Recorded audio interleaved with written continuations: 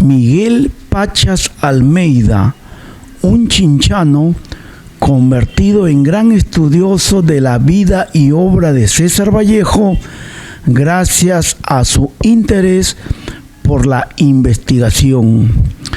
El campo de la literatura tuvo siempre excelentes representantes en la provincia de Chincha, como lo tiene también hasta hoy. Estos intelectuales aportan con sus obras al cultivo del amor por las letras. Uno de ellos es Miguel Pachas Almeida, profesor que ha sabido combinar el desempeño de su profesión con la investigación literaria. Miguel Pachas se ha dedicado a investigar y dar a conocer valiosa información sobre la vida y obra del poeta universal.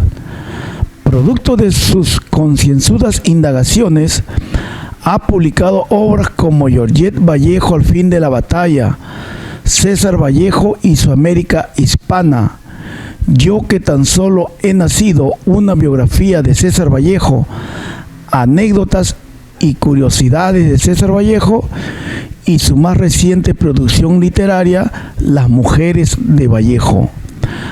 Además, Miguel Pachas ha escrito el guión de la película titulada El poeta, que trata sobre la vida precisamente de César Vallejo en el Perú.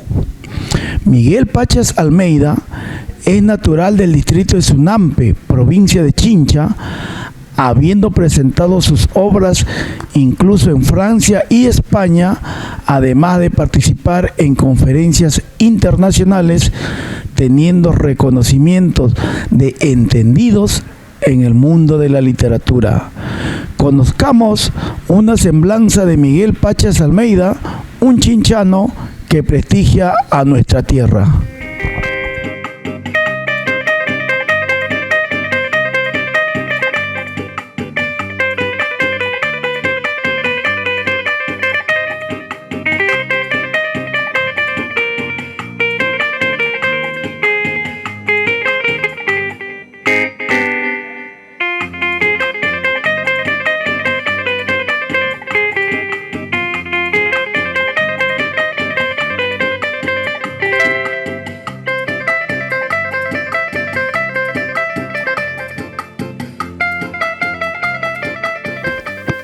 Nuestro invitado de hoy es natural del distrito de Sunampe, exactamente en el centro poblado Santa Fe. Nos referimos a Miguel Pachas Almeida. Miguel, te hemos traído acá al lugar donde pasaste los primeros años de tu vida en tu tierra natal, Sunampe. Bueno, sí, gracias José Luis. Yo nací en el año 1962 en el hospital de Chincha, pero he vivido acá mi niñez, ¿no? Como ves acá al frente, por ejemplo, la casa, bueno, donde existió la casa, ¿no? Ya. Donde yo he vivido hasta los 12 años más o menos, ¿no? Luego de que mi mamá se comprometió con mi padrastro, ya prácticamente nos fuimos a vivir al frente, ¿no? En ese lugar. Y mi abuelo destruyó esta casa para luego construir aquí una capilla. Miguel, estamos hablando de una persona muy conocida en el distrito de Sunampe. Yo recuerdo todavía en mi niñez escuchaba un maestro rezador herbolario con su propaganda por las radios locales de ese entonces. ¿Quién es tu abuelo? Bueno, mi abuelo era un personaje, ¿no? Muy conocido, era Rómulo Almeida de la Cruz, un herbolario, muy creyente él, que después de que mi madre se comprometió con otra persona, destruyó la casa para construir allí una iglesia, ¿no? Una capilla, mejor dicho, ¿no? Entonces, como verás acá, ahí estuvo la capilla, que posteriormente, cuando ya yo me fui a vivir con mi mamá y mi padrastro, bueno, construyó la capilla, como decía, ¿no? Algunos chinchanos han de recordar, aquí era donde estaba una edificación de adobe, una capilla de adobe, la capilla del Señor del Triunfo, tengo entendido que se denominaba. Así es, mi abuelo era tan creyente que mandó a construir una imagen de yeso, ¿no? Del Señor del Triunfo. que lo paseaba incluso en un burrito blanco, ¿no? Yo he tenido la oportunidad de llevar el burrito a través de varios lugares de aquí, de esta zona, incluso en Sunampe. Recuerdo que era una festividad religiosa muy bonita aquí en el barrio de Santa Fe, ¿no? Sí, en Semana Santa no recordaba yo en esos tiempos, en otros lugares de nuestra provincia, en que se saque al Señor del Triunfo, simplemente como lo denominaba el poblador común, el burrito en Semana Santa.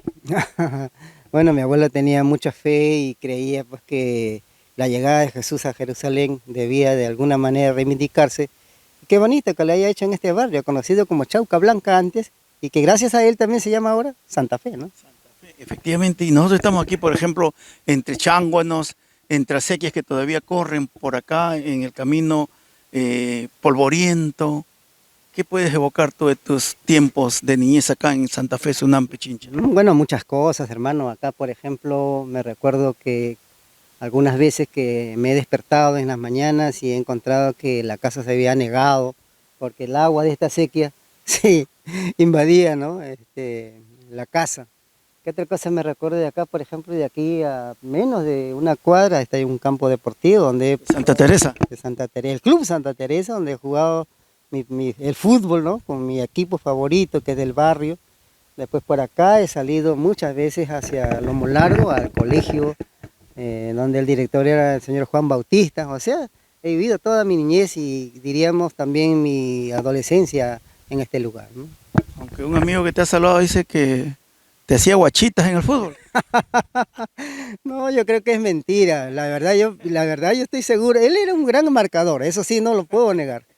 Pero yo era un delantero muy hábil, no es porque quiera alabarme, era un delantero derecho muy hábil que fácilmente haciendo unos quiebres, unos dribles, me lo llevaba.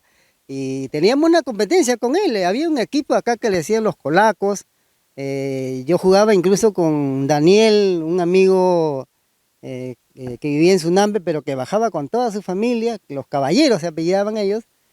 Y caramba, vivíamos etapas deportivas muy bonitas en este barrio. Creo que, no sé qué era pasado, pero a mí me hubiese gustado ser futbolista, la verdad que sí.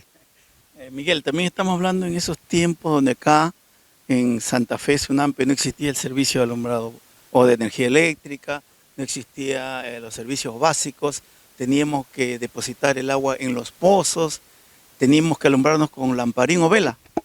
Sí, efectivamente, ¿no? Te cuento que yo nunca tuve radio, nunca tuve televisión, no había agua, no había luz. Ahora veo que tiene electrificación, tiene agua potable. En mi época no había absolutamente nada, José Luis. Estudiaba con el lamparín a la mano. Mi madre nunca, lamentablemente por cuestiones económicas, nunca me pudo comprar un libro y yo tenía que correr desde aquí a unas 3 cuadras hacia abajo para que un amigo de apellido García, que era el mejor del salón, me prestara sus libros. Ha sido, la verdad que he vivido en una zona de muchas carencias, pero que sin embargo, para mí, diríamos, me ha servido para darme más fuerza, porque a pesar de todo eso, sabía que no iba a tener apoyo para estudiar en la universidad, en absoluto. En segundo de secundaria salió la ley que dijo Velasco, que publicó Juan Velasco Alvarado, para que uno pudiera estudiar a partir de 3 años en la Escuela Superior de Educación Profesional. Entonces yo fui, cuando estudiaba en el Simón Bolívar, inmediatamente dejé el Simón Bolívar y me inscribí en la ESEP, y gracias a ese programa me convertí en profesor, ¿no? Muy joven.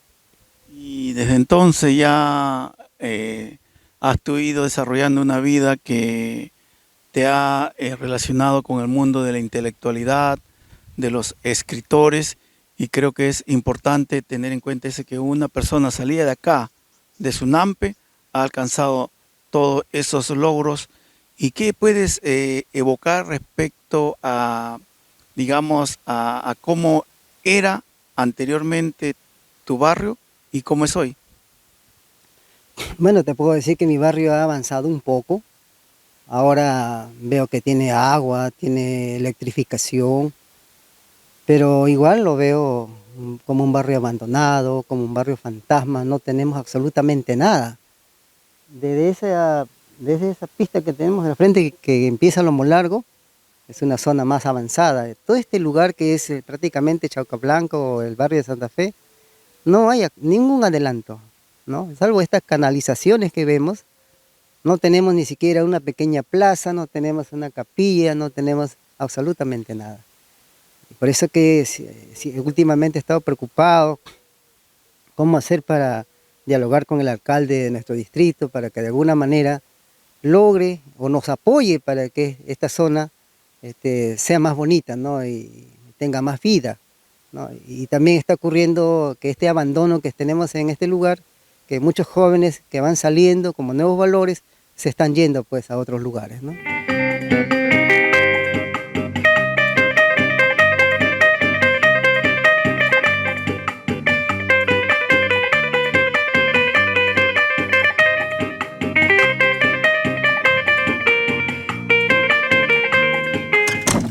Decías tú, Miguel, que acá es la casa de tu señora madre. Así es. O que le construyeron para tu señora madre. Bueno, sí, después de que mi abuelo construyó la capilla, donde estaba la casa de mi mamá antes, él se comprometió y le hizo una casa a mi madre en este lugar. Pero con el terremoto que hubo en Pisco, se vino abajo, ¿no? Entonces ahora estamos en esta situación, ¿no? Y aquí vive mi hermana, aquí siempre vengo a visitarla, ¿no?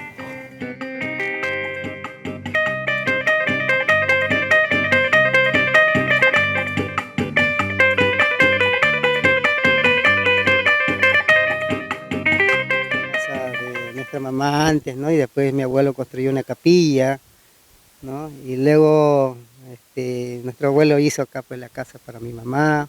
Entonces han venido ellos para recordar un poco esa vida que he tenido aquí en el barrio Chaucablanca, pero que ahora se llama Santa Fe. Sí, pues, así es. Visitándolo, medio ingrato, Miguel.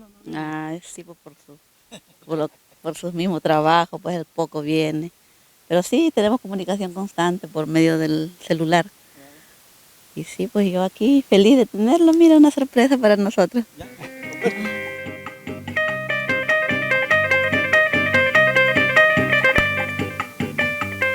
Miguel, tú nos habías recordado de que practicabas el fútbol.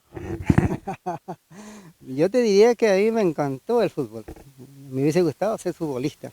Aquí he jugado, mi hermano, en esta parte. En este campo que tú ves, he jugado por lo menos hasta los 18 años, ¿no? Y he participado desde pequeño en el grupo de calichines. Tú me estás hablando en esos tiempos en que las jornadas deportivas rurales estaba conformada por calichines, luego seguía, creo, reserva, guardia vieja y recién la primera. Bueno, sí, aquí jugué calichines, luego también la reserva. Y recuerdo que la reserva empecé a jugar, si no me equivoco, en Pampacanelo, creo que se llama abajo. Sí, sí, San Francisco, Pampacanelo. Ahí jugué la segunda. Y la primera empecé a jugar aquí en el estadio de Sunampe, ¿no? Claro, ahí jugué para la primera ya.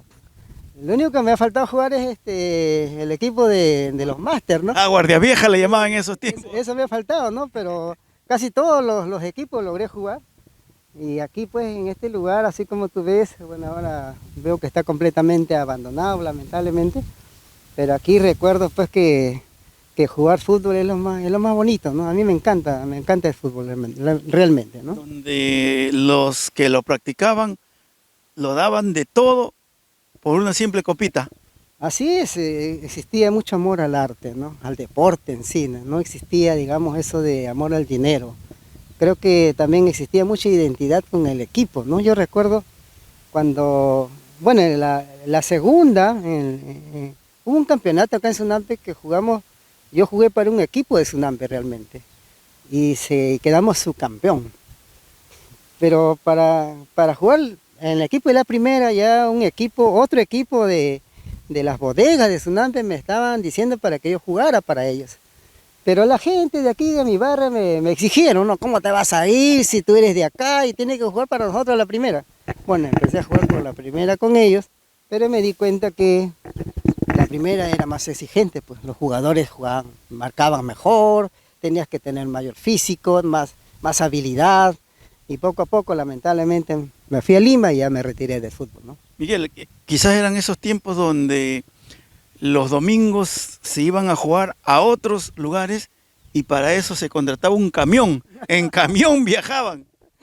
Sí, me recuerdo que íbamos en camión a Santa Catalina, por ejemplo, ¿no? Y íbamos con todos nuestros equipos, ¿no? Ahí estaban los Calichines, la Reserva, la Primera y la Guardia Vieja. Traíamos algunas copas. A veces esos partidos terminaban en alegría, pero a veces también en enfrentamientos, con belicosidades. ¿Qué cosas nomás hemos vivido, mi hermano, en el mundo de los deportes? Creo que en esa época, si hay algo bonito que tengo como recuerdo en mi vida, es haber jugado pelota en este lugar, ¿no?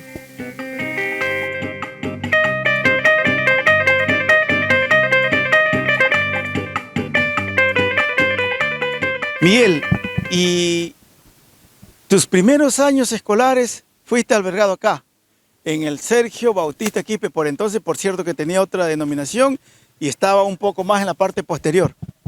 Claro, en ese tiempo no tenía este nombre, ¿no? Tenía un número, no recuerdo exactamente. Creo que sigue siendo el mismo, 22262. Y precisamente el director era el señor Sergio Bautista Quispe, ¿no? Un señor alto, un poco moreno, y cada vez que me encontraba me decía: hola Menudo, ¿qué tal? ¿Cómo estás, Menudo? Me puse esa chapa, ¿no? Ese apodo, Menudo, porque era muy flaquito y bajito, ¿no? Y aquí estudié toda la primaria, ¿no? Y recuerdo que también aquí en esta avenida he corrido mi primera maratón, ¿no? ¿Fuiste maratonista? Sí, he corrido de aquí hacia la izquierda. Hemos doblado por el otro lado, donde se llama Pilpa. Y hemos dado la vuelta arriba por la bodega de los Atúncar y luego he bajado, ¿no? Y fue mi primera vez que gané un campeonato, digamos, de atletismo, ¿no? ¿Es verdad que tú has corrido desde el distrito del Carmen hasta acá, hasta Sunampe? Así es. También he corrido desde el Carmen, hasta Sunampe no, perdón, del Carmen a Chincha, ¿no? Si no me equivoco, 20 kilómetros más o menos de distancia, ¿no? Y habré llegado por lo menos en el puesto 18 porque me caí poco antes de llegar, ¿no? También he ganado una maratón que hicimos de Sunampe, Santa Catalina, ida y vuelta, ¿no? Entonces, como verás, me ha gustado también el atletismo. Aquí he tenido la suerte de estudiar la primaria, conocí a mi primer profesor, se llamaba Amado, creo que era el hijo del director que te he mencionado. Creo que lo más bonito recuerdo que tengo también es de mis estudios primarios en este lugar, ¿no? Pero por entonces, ¿estaban separados hombres de mujeres? En efecto, por ejemplo, aquí donde estamos estudiaban las mujeres, los varones estudiamos al otro lado. Ya con el tiempo, cuando ya se dieron cuenta que la educación no podía ser vista de esa manera en que los hombres tenían que estar separados de las mujeres, bueno, se han unido, ¿no? Ahora, como verás, funciona todo junto, ¿no?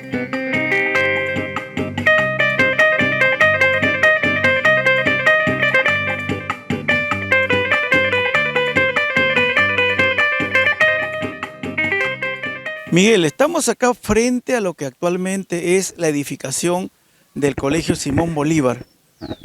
Tú estudiaste secundaria en el Simón Bolívar.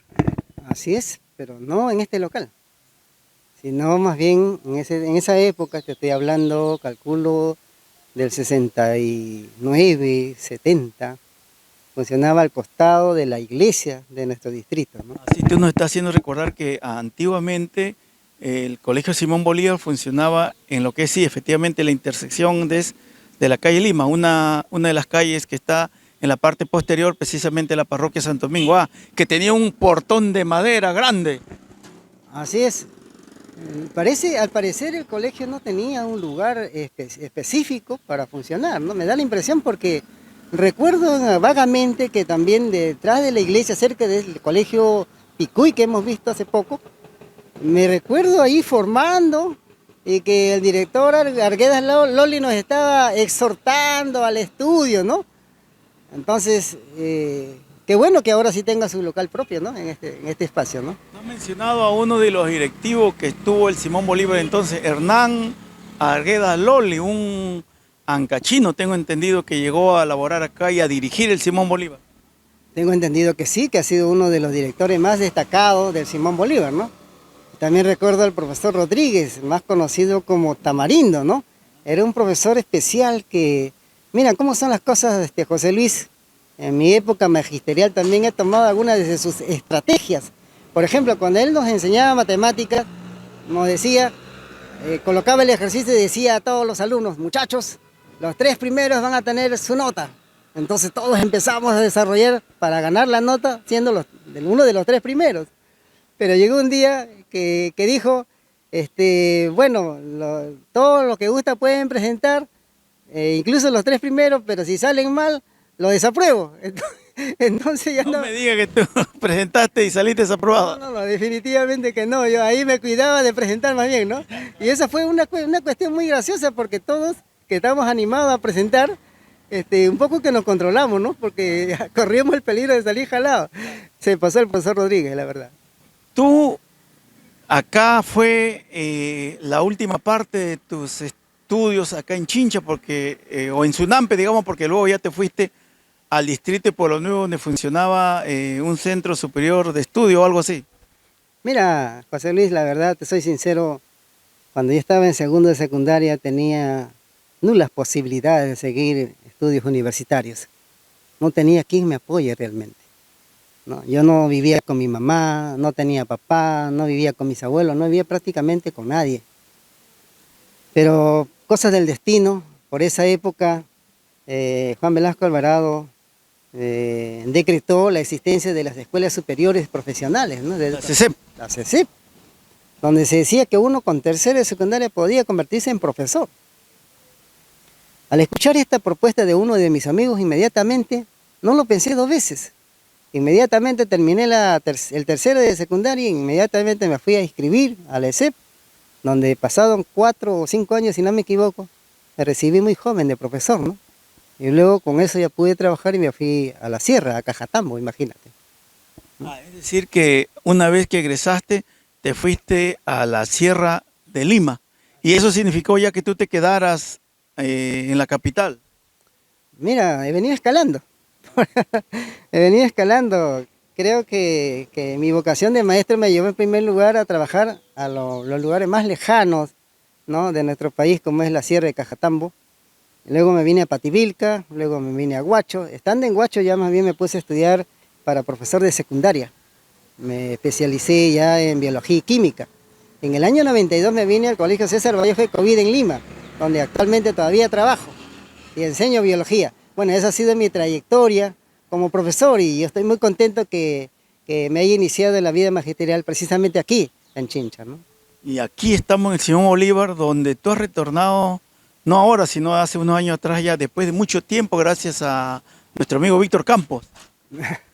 Fue interesante porque él me descubre como alguien que escribe, un chinchano que escribe algo sobre Vallejo. Nos encontramos en los Olivos y luego él me contactó con la directora actual de nuestro colegio Simón Bolívar y nunca pensé eso. Te cuento, te juro que jamás pensé regresar a mi ex colegio secundario, donde fui recibido muy bien.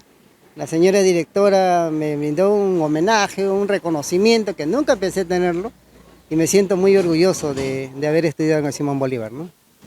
Y también de que el estudiantado, si bien es cierto, la directiva o la directora motivó tu presentación, tu participación, pero fuiste bien acogido también por los estudiantes. Recuerdo haberte acompañado en esa oportunidad que retornaste triunfal al Simón Bolívar.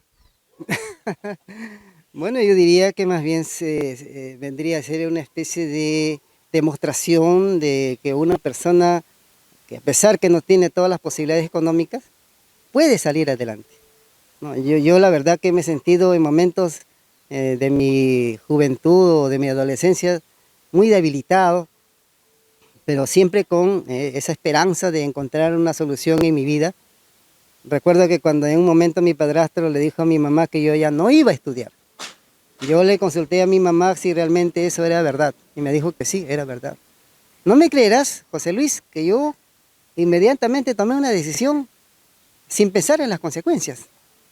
¿Cuál fue? Me recuerdo que agarré la poca ropa que tenía, la puse en una bolsa negra y salí hacia la avenida polvorienta que acabamos de ver en Chaucablanca Y en el camino, así, nunca pude ver un camino tan amplio, tan solitario, tan silencioso. Y pensé, ¿y ahora dónde voy a vivir? ¿Quién me va a dar los alimentos? Eso no me interesó. Lo que me interesó es salir y ver quién me puede apoyar para estudiar. En ese tiempo solamente era decir, bueno, yo te llevo y te inscribo, nada más, no necesitaba mucho dinero. Entonces salí y gracias a esa decisión creo que he llegado hasta donde estoy hasta actualmente como profesor en un colegio limeño, y me parece que ha sido importante tomar esa decisión para conseguir lo que tengo ahora como maestro, ¿no?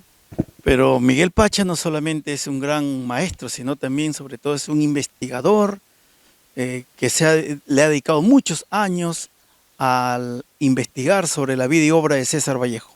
Así que vamos a continuar nosotros en nuestro programa Semblanzas, conociendo más a nuestro comprovinciano Miguel Pachas Almeida.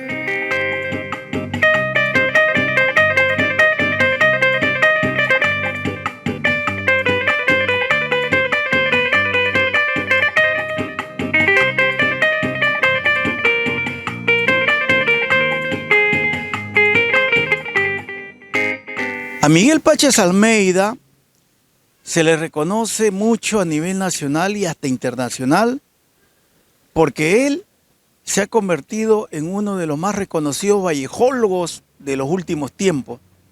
Miguel, ¿cómo es que tú te comienzas a interesar por la vida y obra de César Vallejo?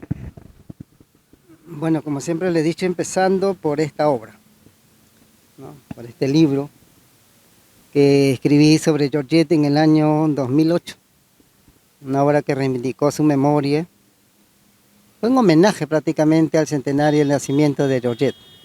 A través de este libro ingresé al mundo de la vallejología. En esta obra que se titula, permítame, Georgette Vallejo al fin de la batalla, tú lo has señalado, trata de resaltar la figura de Georgette y encontramos a una Georgette impetuosa, a veces irascible con tal de defender la producción literaria de Vallejo, pero también incomprendida. Bueno, es cierto, ella tenía un carácter muy fuerte, pero lo que pasa es que ella, como buena europea, era muy exigente. No podía tolerar intromisiones, no podía aceptar que alguien tergiverse la vida de Vallejo y también sus obras. Creo que ha sido una mujer que ha querido tanto a Vallejo que ha buscado que sus obras sean perfectas. Y eso es lo que a mucha gente no les ha gustado. Por eso han dicho que es una mujer problemática y todo lo demás. Al contrario, tenemos que valorarla como alguien que exige que las cosas sean perfectas, ¿no? Y eso de exigir hasta cierto punto la perfección, le valió también ser denostada, ser criticada hasta de manera inadecuada en su condición de ser humano y de mujer. Así es. Creo que más que nada porque en esa época se buscaba lucrar con la vida y obra de Vallejo. Georgette, como era dueña de los derechos de autoría, empezó a reclamar a todas aquellas que publicaran algo de Vallejo, tenían que pagar el 10% que correspondía por derechos de autor. Y eso a muchos peruanos no les gustó, ¿no? Y creo que estaba en su derecho. Pero ella no lo hizo gratuitamente, no hizo porque tenía que cobrar para darse una gran vida, al contrario. Lo hizo para cumplir el deseo de su esposo, trasladar su resto del cementerio de Montrouge a Montparnasse, que lo hizo en 1970, precisamente a este cementerio donde quería descansar Vallejo, y que por supuesto es un lugar que era muy caro. Y la única forma de lograr que ese sueño se haga realidad, el sueño de Vallejo, era cobrando estos derechos de autoría por los libros que se publicaban sobre Vallejo, ¿no? Y hubieron intelectuales que sí respaldaron a Georgette. Tengo entendido que Fernando de Siglo fue uno de ellos.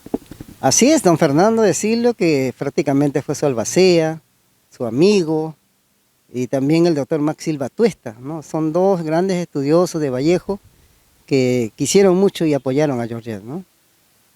Tú fuiste testigo que Fernando de Cislo tenía algo que simbolizaba mucho para Georgette y que lo dejó en su mano. A mí me parecía increíble, José Luis, que existiera en el Perú el mechón de pelo de Vallejo. Yo pensaba que no había absolutamente nada de Vallejo, aparte de sus obras, por supuesto. Hasta que un día el doctor Max me dijo que don Fernando tenía el mechón de Vallejo. Yo no lo podía creer. Cuando me reuní con don Fernando, me dijo que sí, era cierto, y me llevó al lugar donde estaba el mechón. Cruzamos su amplia biblioteca al fondo, y en un cuadro que estaba con muy poca luz, ¿no?, donde podía llegar muy poca luz, en ese cuadro estaba el mechón de Vallejo. Créeme, José Luis, que me quedé impactado. Lo pude tener de cerca. Precisamente porque estaba escribiendo la biografía de Vallejo y para mí fue algo especial, un nutriente especial, un sustrato especial para continuar con mi trabajo biográfico. Me impresionó muchísimo realmente ver el mechón de Vallejo, ¿no? Hay mucho que rescatar acerca de Georgette, pero ¿qué crees tú que es lo más valioso de la labor que realizó Georgette en defensa de la producción de Vallejo? Bueno, la publicación de todas sus obras. Hace poco hemos estado conversando con nuestro amigo Víctor, ¿no?, que editar un libro no es fácil. Imagínate que Georgette, desde que vino, mejor dicho, desde que murió Vallejo en el 39, empezó publicando poemas humanos. Y no descansó hasta cerca de su muerte en el año 84, porque más o menos ha editado hasta el año 73, 74, toda la obra póstuma de Vallejo.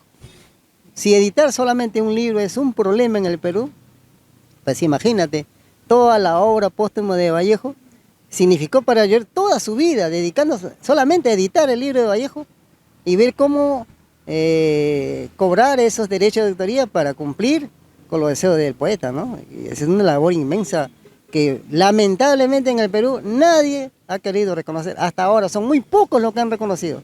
Creo que con este libro al menos hemos reconocido a Georgette, ¿no? César Vallejo fue incomprendido en su época, fue cuestionado, fue perseguido por sus ideas y hasta fue encarcelado.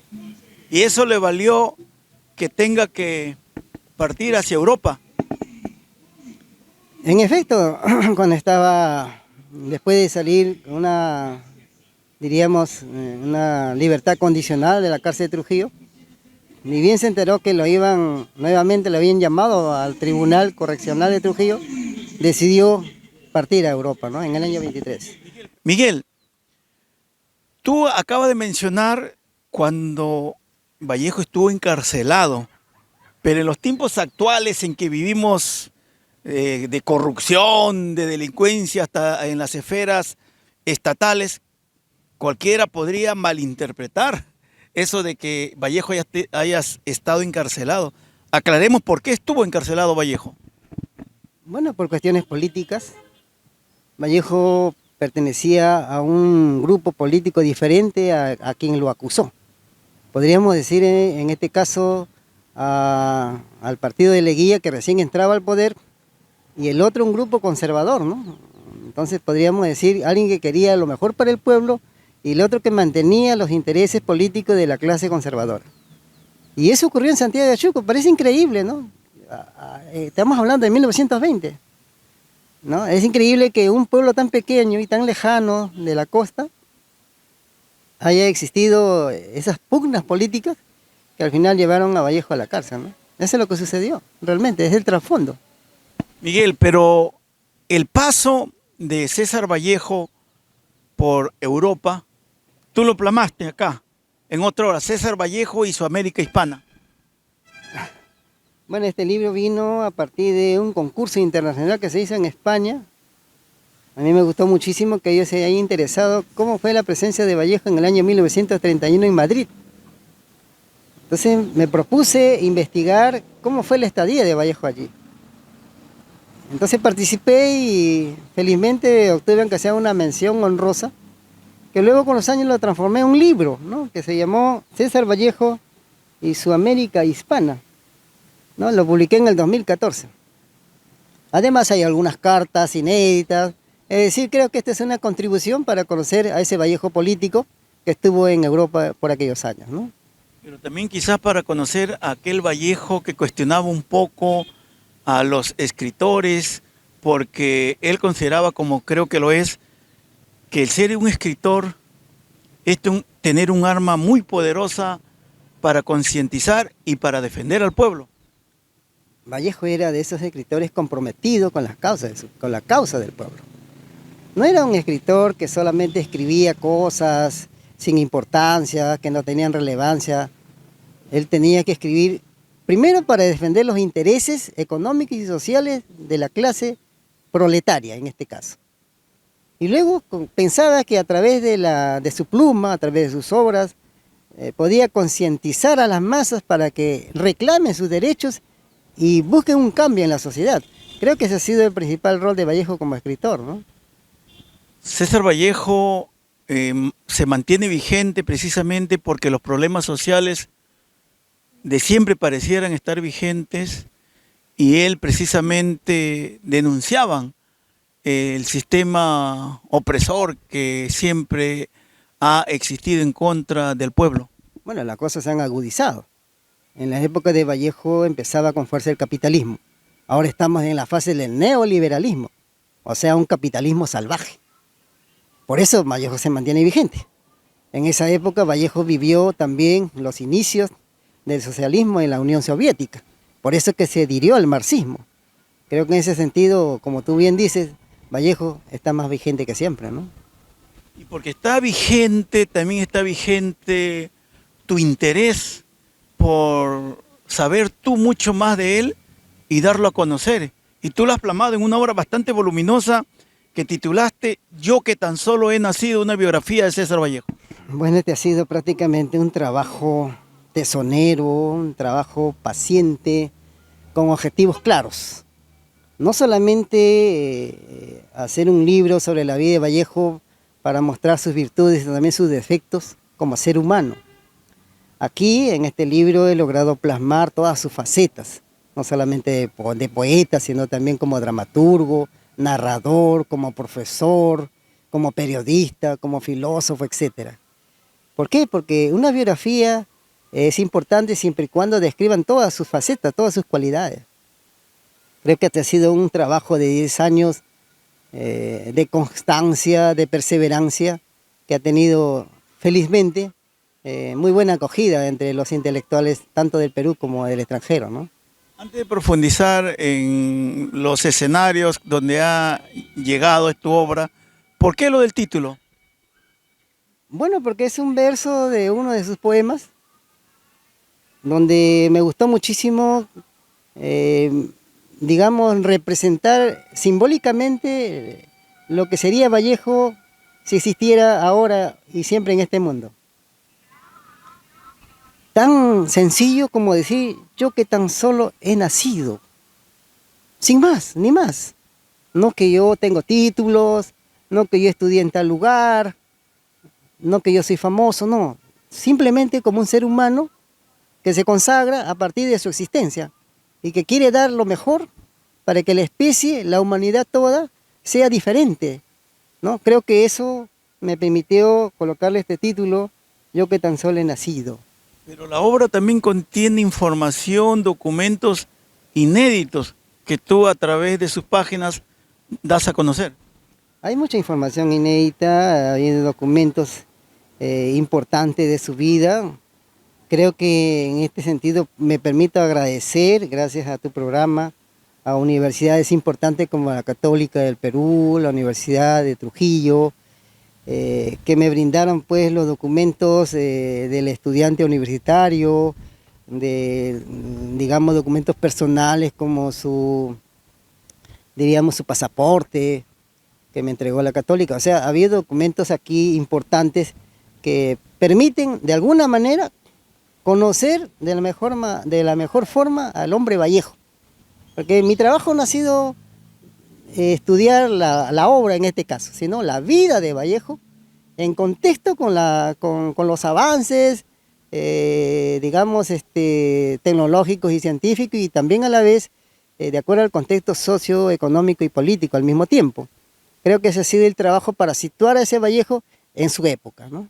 Y tratas también tú de descifrar, por ejemplo, palabras como trilce. Bueno, también era necesario, en vista de que Vallejo es un poeta autobiográfico, no podía contar solo la biografía. Tenía necesariamente que analizar hasta qué punto él transformaba sus vivencias en su poesía, ¿no es cierto? Es por eso que aquí encontramos prácticamente ambas cosas, ¿no? Y eso es lo que a muchas personas les ha llamado la atención, que Vallejo era un poeta eminentemente autobiográfico, al punto que un periodista norteño, me refiero a Luis Eduardo García, ha propuesto de que la próxima antología poética de Vallejo se haga tomando en cuenta la biografía de Vallejo, ¿no? O sea, sería un complemento vital, el poeta, pero al mismo tiempo el hombre, ¿no? Vallejo era un tipo o un hombre que se enamoraba muy a primera vista. Era un enamoradizo y sobre todo de las chiquillas, ¿no? O sea, no le gustaba a las mujeres tan maduras, ¿no? Sí, creo que tenía esa inclinación por las quinceañeras, ¿no? Y qué bien que haya sido así, porque Georgette, por ejemplo, él le llevaba 16 años más que a Georgette, ¿no? Entonces le gustaban las mujeres jóvenes, me imagino para vitalizarse, ¿no? Y ahí tú también señalas algunos apodos que tuvo en su círculo de amigos César Vallejo. ¿Puedes recordarnos algunos? Bueno, la primera chapa que le pusieron fue Machetón. Cuando estudiaba en la secundaria en Huamachuco, que Vallejo tenía, o tiene, o tuvo, su nariz un poco así aguileña, entonces le pusieron la chapa Machetón. En Trujillo, por ser enamoradizo, de estar siempre buscando a la chica más bonita, que no le hacían caso, le pusieron Corriscoso. Es un personaje de una obra de un autor portugués, entonces ya Corriscoso. Luego ya en Lima le pusieron la chapa del Cholo, por su apariencia andina. Y a él le gustaba que le dijeran el Cholo, no era el que se avergonzaba o que se molestaba, no, al contrario, se sentía orgulloso de ser un mestizo auténtico en el Perú, ¿no? Vallejo también valoraba mucho a su familia, a su hermano, a su padre, a su propia madre, y lo plasmaba también en sus poesías. Por supuesto, hay poemas dedicados a su mamá, a su papá, a sus hermanos, a su hermano que falleció, por ejemplo, Miguel. Como decíamos, Vallejo es un poeta autobiográfico. Definitivamente él nos enseñó hasta qué punto podríamos convertir, ¿no?, en símbolo de los versos a nuestra propia familia, y eso es algo que debemos rescatar, ¿no? ¿Puedes leernos o darnos a conocer algunos de esos versos donde de alguna manera le tributa su reconocimiento a ya sea al hermano o a algún familiar? Ya, a ver, por ejemplo, vamos a leer una pequeña estrofa de Enereida. Mi padre apenas en la mañana pajarina pone sus 78 años, sus 78 ramos de invierno a solear a su papá, por ejemplo, ¿no? Tú a propósito tienes en tu mano una obra que es una antología de la producción poética de César Vallejo y que tú has prologado. Bueno, sí, mientras estaba buscando aquí el poema de mi hermano Miguel, que hubiese sido interesante encontrarlo, pero por problemas de tiempo, ya lo vamos a ir buscando. Pero esta obra, por ejemplo, me ha gustado muchísimo porque esta obra ha sido editada por David Vallardo, responsable de Revuelta Editores, ¿no?, que me ha pedido o me pidió que escribiera un prólogo y una biografía sintetizada, ¿no? Y creo que es muy interesante porque aquí lo importante que ha hecho David es que ha logrado unificar la biografía con la poesía, ¿no?, que es lo que he estado caminando mucho en ese tema, ¿no? Y me parece que esta es una obra como un homenaje que se hizo precisamente por el bicentenario de nuestra República, ¿no? En esa parte creo que me parece interesante. Aquí encontré el poema, voy a leer solamente una estrofa, José Luis. A mi hermano Miguel, cuando murió, escribió lo siguiente: hermano, hoy estoy en el pollo de la casa, donde nos haces una falta sin fondo. Me acuerdo que jugábamos esta hora y que mamá nos acariciaba, pero hijos. Bien, ahí tenemos más o menos 2 ejemplos de ese Vallejo autobiográfico del que estamos hablando, ¿no? Y anteriormente habíamos estado hablando de apodos, de cosas un poco anecdóticas, y tú precisamente también tienes una obra que se llama Anécdotas y Curiosidades de César Vallejo.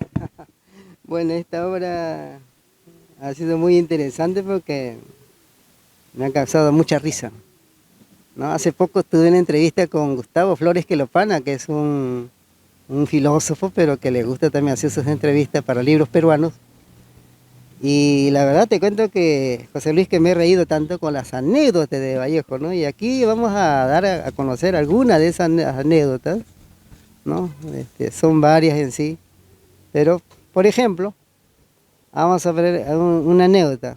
Peinado al estilo poeta. Ya.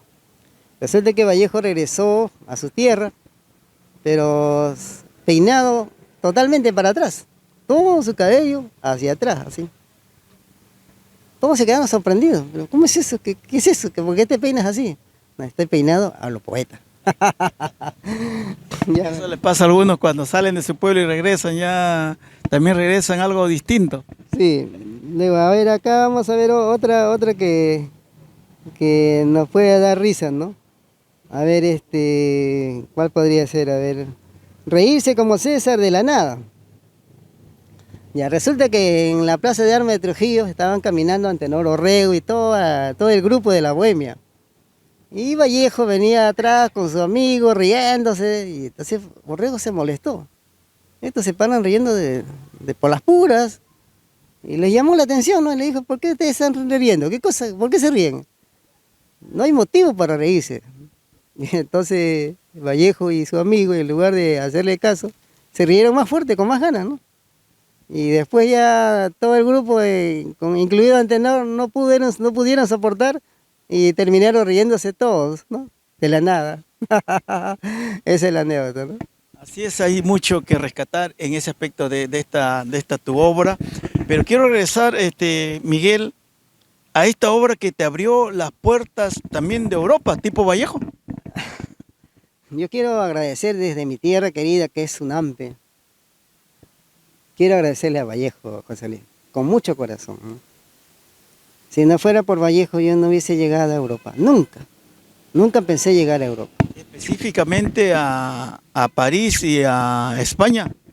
Sí, primero llegué a Madrid, donde presenté este libro, en el centro de Madrid. Y luego volé a París y lo presentamos en el Instituto Cervantes, ¿no? Me parece un sueño, José Luis, sinceramente te lo digo, de corazón. Yo que he salido de este lugar tan sencillo, pero luminoso, en las tierras chinchanas, de Sunampe, de Chaucablanca, que haya llegado a París, me parece un sueño. Un gran logro de alguien que salió a una pista o un camino polvoriento sin saber qué hacer en la vida, pero que sí quería estudiar, y que al final llegué hasta Europa. Creo que es lo más bonito que he podido regalarle a Vallejo y también al Perú y por supuesto a mi querida tierra Sunampe, ¿no? Pienso que eso tiene todavía, Miguel, un añadido. No solamente visitar París, sino visitar los lugares, prácticamente transitar por muchos espacios donde transitó César Vallejo. Sí, estuve por ejemplo en el hotel donde se hospedó Vallejo, al frente donde vivió con Georgette, en la casa del departamento de Georgette, en la calle Richelieu. Estuve en la avenida de la Ópera, donde se encuentran 2 puntos interesantes. Primero, el lugar de los periódicos iberoamericanos, donde trabajó como periodista. Y a unas cuadras, el café La Paz, donde tomaba ahí su cafecito y leía los periódicos. Creo que para mí ha sido impresionante, aparte de conocer la tumba de Vallejo en el cementerio de Montparnasse, impresionante ir tras la huella de Vallejo.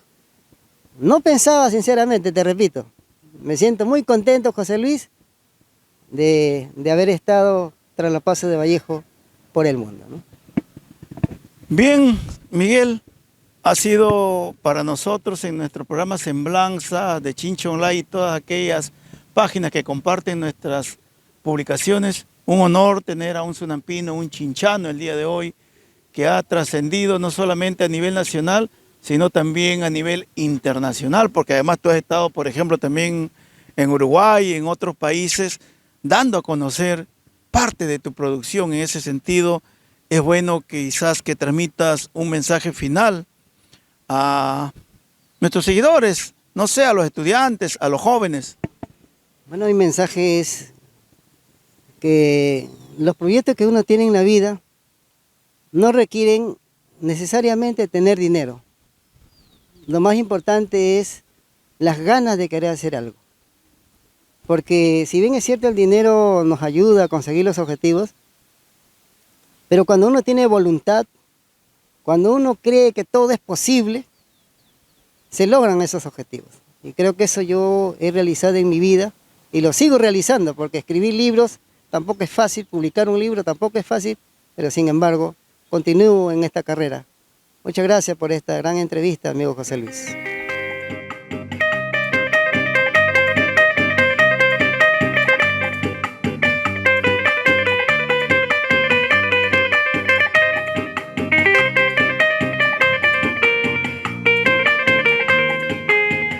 Bueno, la obra escrita por Miguel Pachas Almeida es de mucha importancia y trascendencia en la medida en que son estudios sobre nuestro bate universal que tienen gran significación por el nivel de investigación y por nivel de detalle que ofrece en sus diferentes libros sobre Vallejo y sobre Georgette, de tal manera que es imprescindible acudir y recurrir a la obra bibliográfica de Miguel Pachas Almeida.